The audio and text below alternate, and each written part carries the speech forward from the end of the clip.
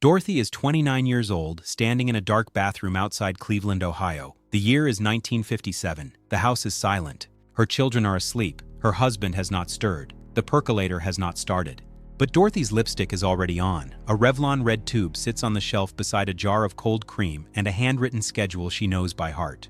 By number 1, you'll understand exactly what that lipstick was protecting and why everything else on this list existed to keep the same thing in place. Number 12. The mirror. Before dawn. The cold cream came first. She worked it across her face in the dark bathroom, the jar white and familiar, the smell of it mixing with the first faint hiss of the percolator starting in the kitchen. Then the cream came off. Then the lipstick went on. 2 coats. She checked her posture in the full-length mirror before she left the room. This was not vanity.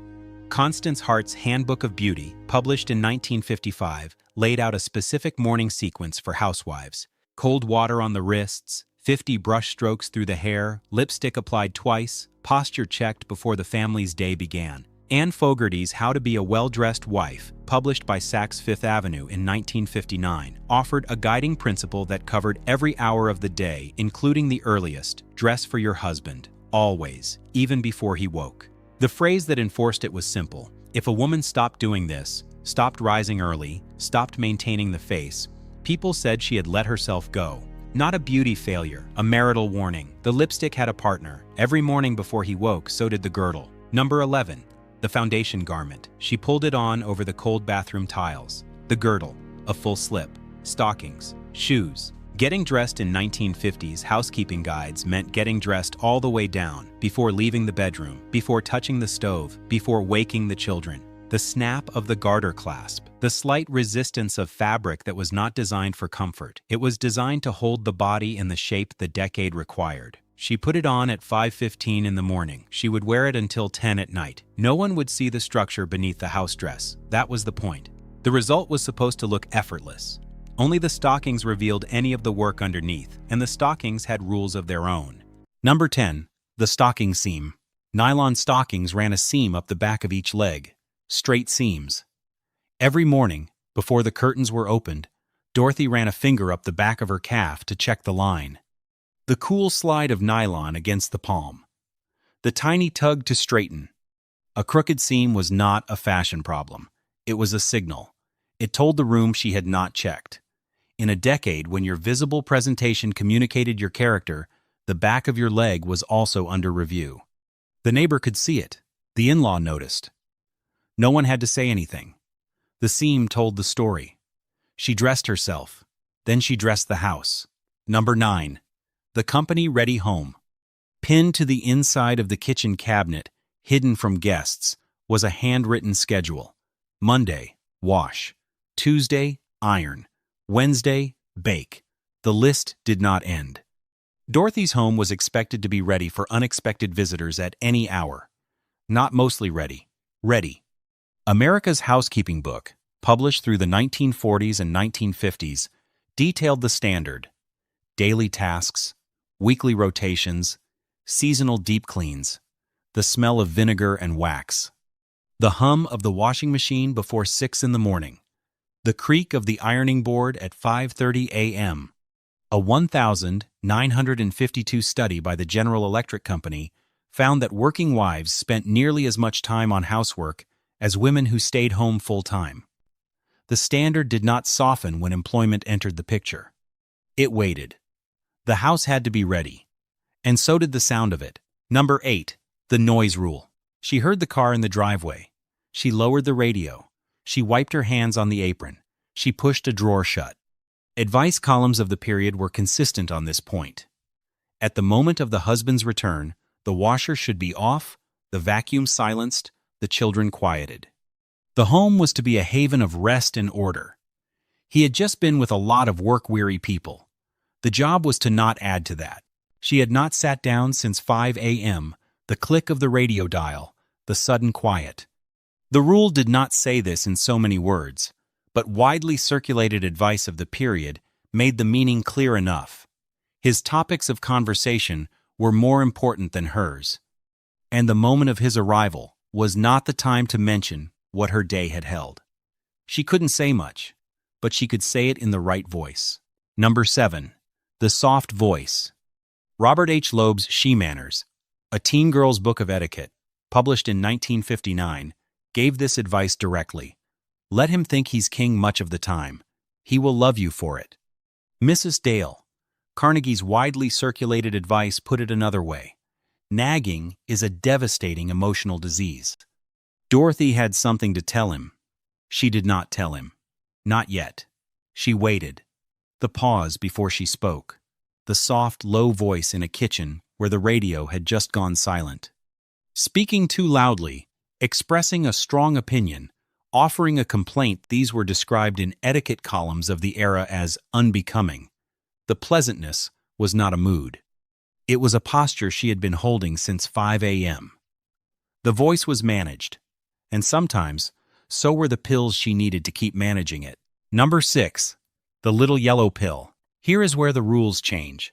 Until now, every rule lived somewhere Dorothy could touch it. A compact, a girdle, a schedule pinned inside a cabinet door, a soft voice kept low. The rules coming next live somewhere else, in a prescription pad, a bank window, a credit form, a court. The early rules could embarrass her. The later ones could decide whether she had anywhere to go. Milltown, America's first major tranquilizer, arrived in 1955. Within 2 years, it was the fastest-selling pharmaceutical in U.S. history. Valium came later, marketed from 1963, and within 5 years became the best-selling drug in the country. A 1960 medical journal advertisement showed a well-dressed woman at her physician's office, presenting with what the ad called recurring states of anxiety with no organic cause. A 1969 pharmaceutical ad for Serax depicted a woman surrounded by cleaning supplies, visual bars crossing the image, text reading, "You can't set her free, but you can make her feel less anxious." Betty Friedan named what those ads were managing in 1963. She called it the problem that has no name. The prescription bottle in Dorothy's kitchen drawer rattled softly when she closed it. The percolator was still going. The dissatisfaction had no name. The bills, on the other hand, had only one, and it was his. Number 5. The allowance envelope. The grocery money came in an envelope. Dorothy managed it carefully, the budget pad, the pencil line, the grocery list beside it. She knew what the children's shoes cost, what the butcher charged, how close the week would run. The skill of it was entirely hers. The account was not. In many households of the period, the husband controlled the primary bank account. Many financial institutions required a husband's permission or signature for a woman to open an account independently. In some cases, the practice held even as the legal environment shifted. She managed the money. She did not own it. The rustle of counted bills on a kitchen table, the scratch of pencil on a budget pad, she managed the money, but she could not borrow any of her own. Number 4. The form that needed his name. The Smithsonian American Women's History Museum has documented what a credit application looked like before 1974. A married woman could receive a credit card only as Mrs., followed by her husband's name. No matter how carefully she paid the bills, the credit history accrued to him. Single women often needed a father, a brother, or another male co-signer, even if they earned more. The Equal Credit Opportunity Act was not passed until the 28th of October, 1974. The fluorescent light above the bank counter, the scratch of a pen on a form, the pause before the clerk indicated which signature line to use. She paid the bills. She managed the accounts. She balanced the budget every week with the pencil on the pad. Her name was not on the credit history. His was. The credit was conditional. So was the marriage. And leaving was harder than the photographs ever showed. Number 3. The door she could not easily open. Before California introduced no-fault divorce in 1969, every state required fault to be proven. Cruelty, adultery, abandonment. The spouse who controlled the assets controlled the process. According to historian Stephanie Kuntz, a husband had the legal right to determine the family residence. If he moved and she refused to follow, she could be charged with desertion. In many states, property acquired during the marriage belonged to the husband as head of the family. Several states allowed him to mortgage the marital home without consulting her. A woman who left walked out with no guaranteed share of what they had built, no credit record, no career she had maintained, into a world where landlords, banks, and creditors saw a woman without a husband as an unacceptable financial risk. The house looked like security. For Dorothy and many women like her, it was the only kind they had. The hand on the door handle, the sound of children's voices from the back of the house. The percolator, still going. She stayed. And every morning, she woke at 5 a.m. and made the whole system look easy. Number 2, the performance with no record. The 1,952 General Electric study found that working wives spent nearly as much time on housework as women who stayed home. The physical labor alone. No dishwashers in most homes, wringer washing machines, no frost-free refrigerators, hand laundry, ironing that included curtains and sheets. And over all of that, the emotional management, the tone, the quiet at the right moment, the children's presentation before he walked in, the dinner timed to the car in the driveway, the smile that waited by the door. Dorothy at 10 p.m., the last dish, going into the rack, the kitchen towel hung straight on the oven handle, the light off. She has been performing this since 5:12 in the morning. The lipstick has been touched up twice. The work was real. The hours were real. The skill was real. None of it was measured in a paycheck. None of it built a credit record. None of it created a legal claim on the property. And here is the thing that makes every item on this list mean something different. Number 1. The condition. The lipstick was not the first thing she put on. The cold cream came before it. But the lipstick was the signal, the thing that told the mirror, and whatever the mirror reported back to the world, that Dorothy was maintaining the arrangement.